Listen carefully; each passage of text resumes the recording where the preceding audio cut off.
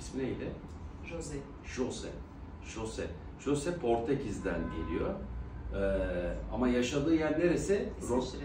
Hayır. Ronaldo'nun bir adası varmış. São Miguel. São Miguel. Ronaldo'ya komşu ada. Gibi. Evet. Zaten aynı. Ronaldo'nun aynısı. 1000 kilometre. Ama horlaması var. 1000 değil mi? kilometre var Ama arasında. 1000. Ha belli ama çok Ronaldo'ya bayağı uzak oldu belli. Hadi açın bakalım ağzınızı. A. Bak neden horluyor? Buradan horluyor işte. Üf.